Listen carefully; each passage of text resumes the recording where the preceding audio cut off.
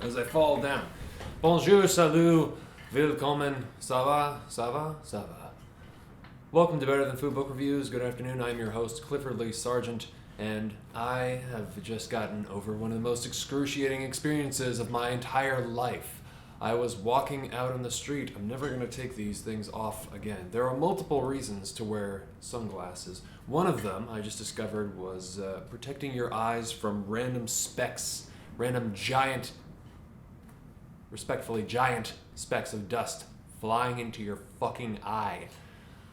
I just spent like half an hour with my girlfriend pouring saline solution and me sticking a cotton swab up there to try and get this thing out, which was just making my lid muscles twitch uncontrollably. It was an incredibly excruciating experience. I was about ready to go blind and use a spoon if I had to by the end of it. But I'm very happy to say I found it.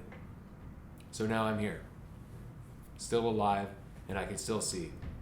Few books plumb the depths of inner experience like Clarice Lispector's The Passion According to G.H. Many people along the way have recommended Lispector's work. Whoever the first one was, thank you so very much. It is greatly appreciated, whoever, wherever you are. So,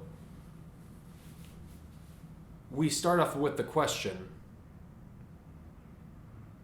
why would a perfectly sane, wealthy, socially acceptable, attractive woman eat a cockroach? For that is the entire plot, if you want to call it that, or the physical happenings in Clarice Lispector's The Passion According to G.H., which is told in a semi-non-linear fashion. So imagine the thoughts that would go through a person's mind before they take a bite out of a cockroach, before they commit an action like that. And that is what we are privy to in the novel, this woman's thoughts. The interior monologue of this woman who is about to commit the lowest act conceivable, according to her, which we learn is stemming from this deep-seated, intense fear of being and existence itself. The inexpressible is what Clarice is after. Communicating the inexpressible and getting as close to it, pushing language to its very limits, thereby allowing the reader to plunge through the last hurdle where language fails. And finally, you have reached that point. The inconceivable, the impossible, whatever is understood but cannot be said. What does that mean? I can't possibly begin to describe it. But something that is usually given the kind of impotent title of a religious experience. This is a journey wherein the actual physical moments may take only a few minutes, but within that amount of time, you have all of these thoughts going on in this woman's head expelled and explored and analyzed in one of the most beautiful journeys of the human experience to find confidence in being. Some sort of acceptance of the dissolution of oneself and of their own discontinuity, right? Death, God, life, love, fear, being. It's obviously philosophical fiction, and this is the pinnacle of human achievement. For me, the distillation, the blending of the philosophical treatise, the analysis of something into the oldest art form that we have, storytelling. And when it works like this, when you have this synergistic experience, this synergistic explosion, which is nothing short of miraculous, these are the greatest books for me. The greatest. Those that allow you to experience the ecstatic moment of art while learning and questioning things about yourself at the same time. I mean, this is nothing short of one of the greatest things I've ever read. Period. In a television interview, and we'll talk a little bit about her, but in a television interview the year that she died in 1977, in what I believe is the only footage in existence of Lispector, she was asked by the interviewer, Clarice, when did you actually decide to become a professional writer? She said, I never did. I'm not a professional. I only write when I want to. I'm an amateur and I insist on staying that way. A professional has a personal commitment to writing or a commitment to someone else to write. As for me, I insist on not being a professional to keep my freedom. This is the same reasoning that would have been given for Rimbaud's abandonment of writing at the age of 21 to go off and become an arms dealer in Africa, right? All of his writing was revolving around the idea of freedom, much like Lispector's, whether or not he had any influence, although I'm pretty damn sure he did. And to be tethered, to be a slave to your craft is just as much of an incarceration as any other, as a 9-to-5. So born in the Ukraine, growing up in Brazil, and highly respected in France, Clarice wrote her first novel at 23, which was a success, though she'd been writing in newspapers and publishing short stories before that. The Passion, according to G.H., was written in 1964. In 1966, she took a sleeping pill and fell asleep in her bed with a lit cigarette, which started a fire and almost completely destroyed her right hand and burnt her legs and caused a great deal of pain for her. So, goes to show. Just like my eye. Not that I am in any way, shape, or form, but even geniuses can make stupid mistakes. So watch yourself. I read half of The Passion in one sitting, like 200 pages or something. I mean, I just blew right through it. It was much easier for me than many books. It's definitely up my alley. You have this anticipation knowing what this woman is going to do, but at the same time, you're very happy to have every single nuanced detail explored and illuminated. The writing is so attractive, not unlike the lady herself, by the way.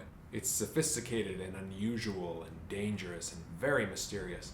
It's well formed and it takes you off guard, and it suggests this maturity that is extremely rare, not just in female writers, but in all writers. Horror at existence. Lispector's got that down in spades.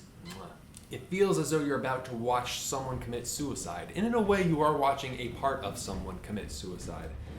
If we weren't given information on the iconic cockroach as this kind of centered icon, you may very well be led to believe that. But interestingly enough, it's much more so than a taking of life, it's a giving of life from herself to herself. In the sense that Lispector is saying yes to life, but saying yes in an ecstatic way, in the inexpressible way, in the all-encompassing martyrdom and suffering of the saints. Yes to all of it, heaven or hell be damned, full speed ahead, confidence has arrived. The necessary risks must be taken. It's the ultimate affirmation, the ultimate literary affirmation that she has discovered. The failures manifested, the horrors experienced head-on in their fullest, purest form. Yes, yes, yes, yes, yes. Every moment of finding is the losing of oneself, she writes, as the character puts it near the beginning, in this attempt to find hope against disintegration, to find hope in the knowledge of one's own being. It is my sacrifice for continuing to be human just forgetting. I shall now be able to recognize in the common faces of some people that they have forgotten, and that they no longer know that they have forgotten what they have forgotten. One day I shall also be unable to let myself die alone. Dying is the greatest peril of all. I won't be able to pass over into death and put my first foot into self-absence. In that last and so first an hour too, I shall invent your nameless presence, and with you I shall start to die, until I am able, on my own, to not exist. And then I'll let you go. For now, I have you, and your warm, unknown life is my only internal organization. I, who without your hand, would feel unattached within the enormous space that I have discovered, the space of truth. But the fact is that truth has never made sense to me. Truth doesn't make sense. That's why I was afraid of it, and still am. Why would a woman eat a cockroach? Why would a woman eat a cockroach? Everything else here had dried up, but one cockroach had remained. A cockroach so old it was immemorial. What had always disgusted me about cockroaches was that they were obsolete and at the same time still living. Knowing that they had been on Earth in the same form as they have today, even before the first dinosaurs had appeared, knowing that the first man to come forth had found them crawling across the ground in hordes, knowing that they had seen the formation of the great deposits of coal and oil in the world, were there during the great glacial advances and retreats, peaceful resistance. I knew that cockroaches could go for more than a month without food or water, and they could even survive on wood for food. And even after you step on them, they come apart slowly and then keep walking all the while. Even when they freeze, after they thaw out, they keep on going for 350 million years. They have reproduced with no change. When the world was practically naked, they slowly walked across it. Just like here, in this naked, desiccated room, a virulent speck on a clean test tube, a material speck. Why would a woman eat a cockroach? And we're still left with this question by the end. And we've run past the limits of experience and thought for Clarice. But I did see, I really did. And I was terrified by the raw truth of a world whose greatest horror is that it is so alive that for me to admit that I am as alive as it is, and my most hideous discovery is that I am as alive as it is, I shall have to raise my consciousness of life outside to so high a point that it would amount to a crime against my personal life. A world wholly alive has a hellish power. It is a new way of asking the oldest question, and it isn't finding new questions that are impressive to me nowadays, because if someone believes that they actually have an original question or asking an original question, I'm immediately inclined to believe that they are indeed a liar. But it's the question of I. What is an I? What is its relationship to what is called you? Like Rimbaud said, je et un autre. I is another. And Lispector is a variation on that theme, saying I is merely one of the world's instantaneous spasms. The profundity, the weight of these sentences, which walk the line with perfect balance, But my fear was not the fear of someone who was going toward madness and thus toward a truth. My fear was the fear of having a truth that I would come to despise, a defamatory truth that would make me get down and exist at the level of a cockroach. I too, gradually reducing myself to what was irreducible in me, I too had thousands of cilia blinking, and with my cilia I advance to protozoic pure protein. Hold my hand tight, I have reached the irreducible with the faithfulness of a death knell. I sense that all this is ancient and immense. I sense in the hieroglyph of the slow cockroach the writing of the Far East, and in this desert of great seductions the creatures. I and the live cockroach. Life, my love, is one great seduction where everything that exists is seduced. That room that was desert and therefore primitively alive, I had reached nothingness, and the nothingness was live and moist. I say I don't trust people who claim to have brought forth new questions, but if there was somebody who was going to bring forth a new question, it would be Clarice Lispector. The Passion, according to GH, is better than food. Far, far better than food. Certainly better than the food that this narrative revolves around, but I'm told that's a very low bar. So if you've enjoyed the recently reviewed Knausgaard or Knut Hamsun's Hunger or any of Rimbaud's stuff, like I was saying, A Season in Hell, if you like the unreliable narrator of Edgar Allan Poe's stuff, or if you appreciate fiction with a philosophical approach, if you like any damn thing that's been reviewed on this channel, any literary piece wherein the protagonist has to descend in order to transcend, you are going to really, really like The Passion of G.H. by Clarice Lispector. It's essential. Listen, in the presence of the living cockroach, the worst discovery was that the world is not human, and that we are not human. Pre-human divine life is a life of singeing nowness.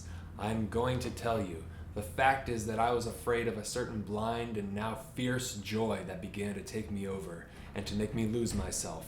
The joy of losing oneself is a Black Sabbath joy. Losing oneself is finding oneself dangerous. I was experiencing that. I was experiencing in that desert the fire of things, and it was a neutral fire. I was living off the whole span that things comprise, and it was a hell, that experience, because in that world I was living, there exists neither pity nor hope.